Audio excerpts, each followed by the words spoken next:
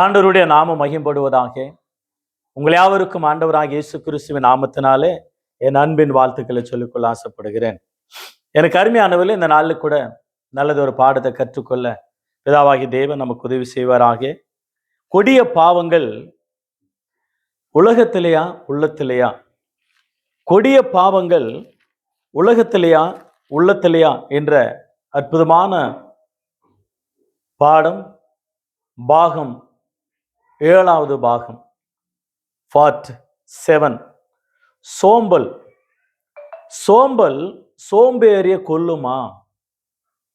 சோம்பல் சோம்பேறிய கொல்லுமா என்ற அருமையான ஒரு பாடம். சோம்பலை குறித்து கொடிய பாவங்களில சோம்பல் மிகவும் கொடிதாகவே காணப்படுகிறது. சோம்பல் ஒரு மனிதனை தரித்திரம் அடைய செய்யும், வியாதி உண்டாக்க செய்யும், மரணத்தை உண்டாக்கும், அவனை கொல்லும். சோம்பல் என்பதை மறந்துவிடக்கூடாது. நம்ம எல்லாரும் அறிந்தவர்கள் தான் இருக்கிறோம். ஆகவே எனக்கு அருமையானவர்களே, இந்த நாளில் கூட சேஷமாக சோம்பல் சோம்பேறிய கொல்லுமா? சோம்பல் சோம்பேறிய அவனுடைய வாழ்க்கையே அழித்துவிடும் என்பது குறித்து மறந்துவிடக்கூடாது. ஆகவே எனக்கு அருமையான தேவஜனமே, அற்புதமான ஒரு பாடத்தை நாம் கற்றுக்கொள்ளும். நீதிமொழிகள் புஸ்தகம் 21ஆம் அதிகாரம் 25ஆம் வசனத்தை கவனிங்க. Proverbs 21:25. சோம்பேறியின் கைகள் வேலை செய்ய சம்மதியாததனால் அவன் ஆசை அவனை கொல்லும். ஒரு வார்த்தை பாருங்க. நீதிமொழியில் 13ஆம் அதிகாரம் வசனம் 4ஆம் வசனம். சோம்பேறியுடைய ஆத்மா விரும்பியும் ஒன்றும் பெறாது. ஒரு அற்புதமான ஒரு வார்த்தை. நீதிமொழிகள் புஸ்தகம் 19ஆம் அதிகாரம் வசனம் 15ஆம் வசனத்தை கவனிங்க. சோம்பல் தூங்கி விழப்பண்ணும், அசதியானவன் பட்டினியாயிருப்பான். சோம்பலை குறித்ததான பாடங்கள், எவ்வளோ பாடங்கள் பைபிள் ஆண்டவர் நமக்கு எழுதி வைத்திருக்கிறார். சோம்பேறிக்கு பாடங்கள் நிறைய கற்றுக் கொடுக்க வேண்டிய பாடங்கள் பைபிள்ல ஆண்டவர் எழுதி வைத்திருக்கிறார். ஆவிக்குரிய சோம்பலானாலும் சரீரத்துக்குரிய சோம்பலானாலும் உன்னை கொன்றுவிடும், உன்னை தரித்திரம் அடைய செய்யும், உன் வாழ்க்கையே இல்லாம செஞ்சுவிடும். சோம்பல் அவ்வளவு பெரிய கொடிய ஆயுதங்களில் ஒரு ஆயுதம், உன்னை கொல்லுகிற ஒரு ஆயுதம், கொடிய பாவங்களில் ஒரு பாவமாகவே இருக்கிறது. ஆகவேதான் அற்புதமாக நீதிமொழிகள் 6ஆம் அதிகாரம் 6 முதல் 11 வசனங்களை வாசிக்கிறோம்.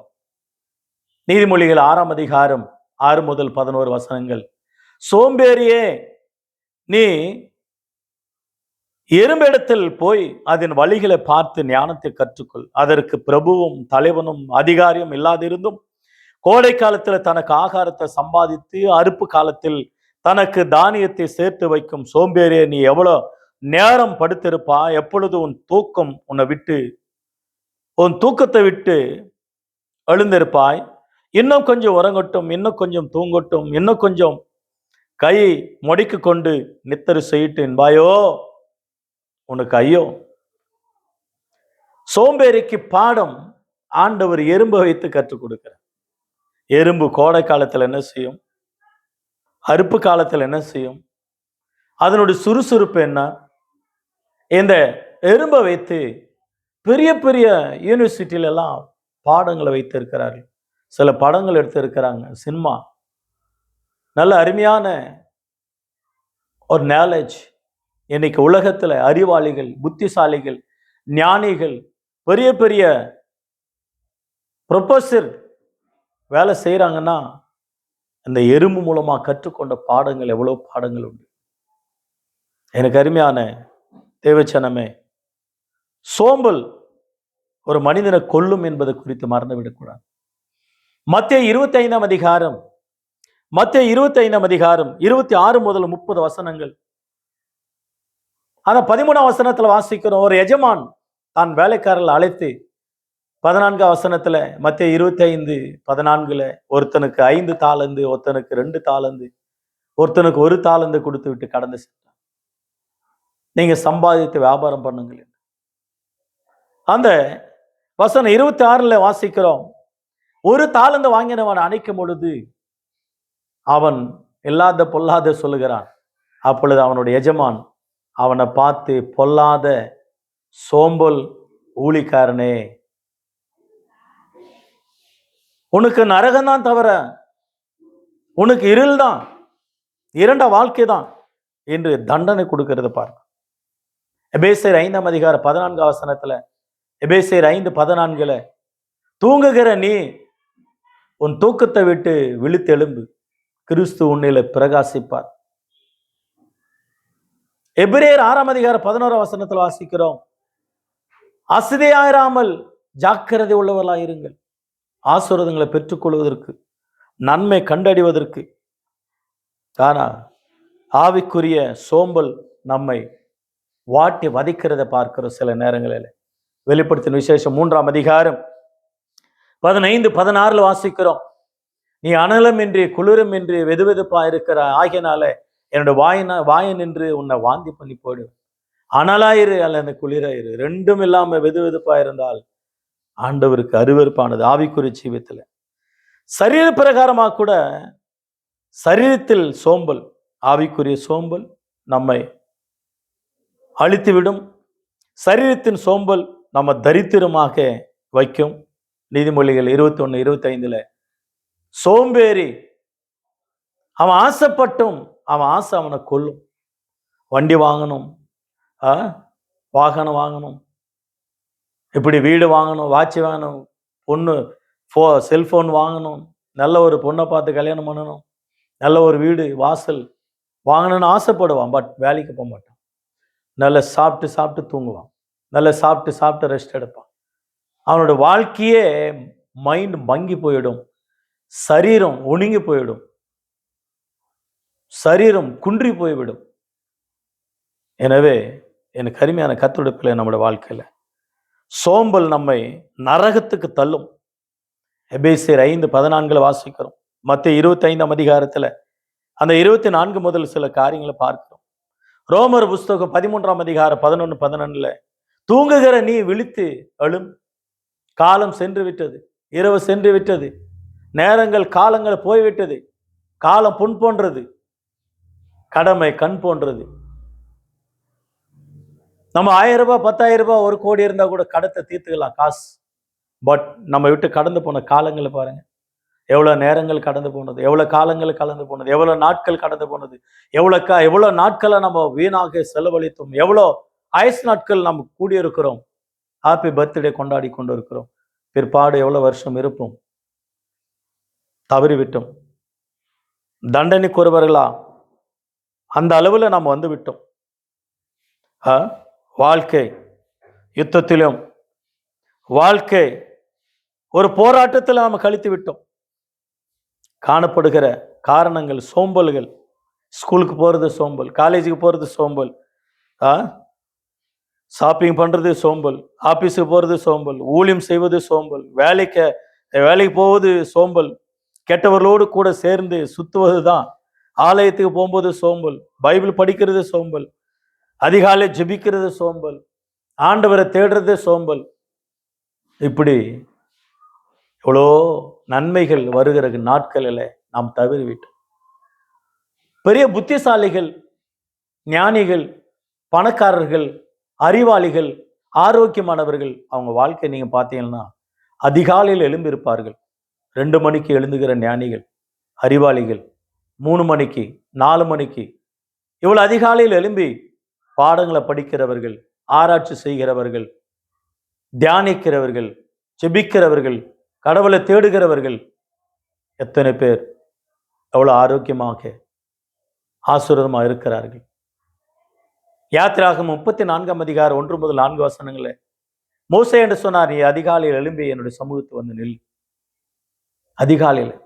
சங்கீதம் 5ஆம் சங்கீதம் 3ஆம் வசனத்துல, நான் அதிகாலையில உமக்கு நேராக வந்து முழங்கால படியிட்டு கையெடுத்து உமக்கு ஸ்தோத்திரத்தை சொல்லுது. தாவீது அதிகாலையில சங்கீதங்கள் எல்லாம் வாசித்தீங்களா? எவ்வளோ அதிகாலையில் ஜெபிக்கிற ஜெபம்.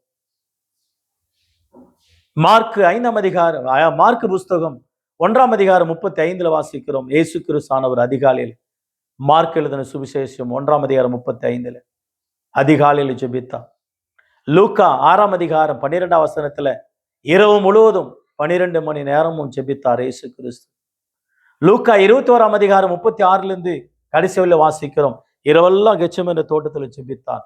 பகலெல்லாம் அற்புதமாக ஆலயத்தில் பிரசங்கம். மத்தேயு 14ஆம் அதிகாரத்தில் வாசிக்கிறோம், அவர் சாயங்காலத்தில் தியானமா இருந்தார். அதனால்தான் சங்கீதத்தில் வாசிக்கிறோம், 55ஆம் சங்கீதம் 17ஆம் வசனத்துல, evening and morning and evening, afternoon and afternoon, நான் தியானம் பண்ணி முறையிடுவேன் காலையும் மாலையும் மத்தியான வேலைகளில். தானியேலானவர் 3 வேளையும் ஜெபித்தார்.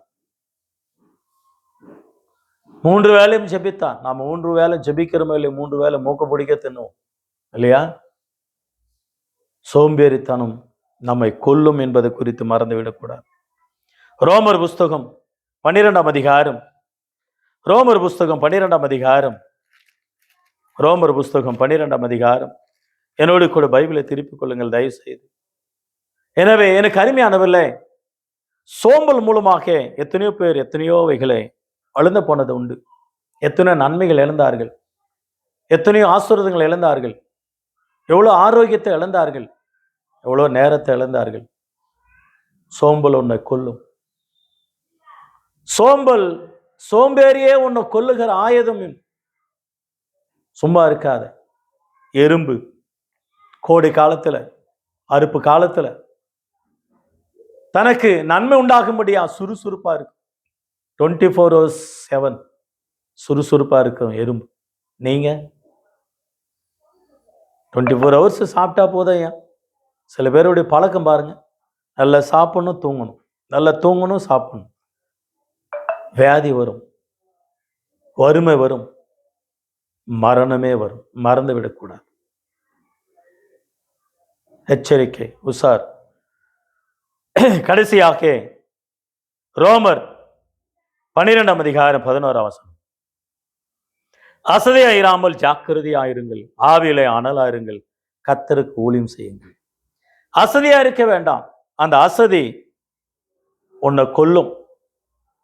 சோம்பல், ஊழியத்தில் சோம்பல், உதவி செய்வதில் சோம்பல், ஜெபம் பண்ணுவதில் சோம்பல், ஸ்தோத்திரம் பண்ணுவதில் சோம்பல், வேத வாசிப்பதில் சோம்பல், வீட்டு வேலைகளை செய்வதில் சோம்பல், நன்மை செய்வதில் சோம்பல், வியாபாரம் பண்ணுகிறவர்கள் வியாபாரத்தை பார்க்குவது சோம்பல், உறவுகளை பார்க்கவும் சோம்பல், நல்ல ஒரு வார்த்தை சொல்லுவதும் சோம்பல், சிரிக்க கூட சோம்பல். சில பேர் பரிசுத்தமாக வாழ்வதும் சோம்பல், புத்தகங்களை வாசிப்பதும் சோம்பல், சுவிசேஷம் சொல்லுவதும் சோம்பல், ஊருக்கு செல்லவும் சோம்பல், ரட்சிக்கப்பட சோம்பல், கிறிஸ்துவை அறிவிக்க சோம்பல், கிறிஸ்துவை தியானிக்க சோம்பல், சாட்சியாக சொல்லுவது, சாட்சியாக இருப்பதும் சோம்பல், நன்மைகளை செய்யவும் சோம்பல், காணிக்க தருவதும் சோம்பல், ஆண்டவருக்காக பாட்டு பாடுறதுக்கும் சோம்பல், பைபிளை வாசிக்கணும் ஜெபிக்கணும்ன்றதும் சோம்பல், கர்த்தரை குறித்து சொல்லுவதும் சோம்பல்.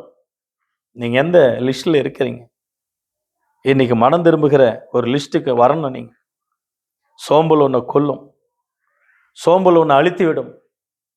சோம்பேறியே நீ எவ்வளவு நேரம் தூங்குவாய்? சோம்பேறியே நீ எவ்வளவு நேரம் உறங்குவாய்? உன் சோம்பல் உன்னை விட்டு விலகட்டும். சோம்பேறியே, சோம்பல் உன்னை கொல்லுகிற ஆயுதம், மறந்து விடாத. ஆகவே 7வது பாகமாக சோம்பல் உன்னை கொல்லுகிற ஆயுதமா? கொடிய பாவங்களில சோம்பல் உன்னை கொல்லும். சோம்பல் உலகத்திலேயா உள்ளத்திலேயா? உன் உள்ளத்தில் இருக்கு. மனம் திரும்பும். ஆகவே இந்த வார்த்தையில் ஆண்டவர் தாமே ஆசீர்வதிப்பாராக. கர்த்தருடைய நாமம் மகிமைப்படட்டும். God bless you all. God bless you.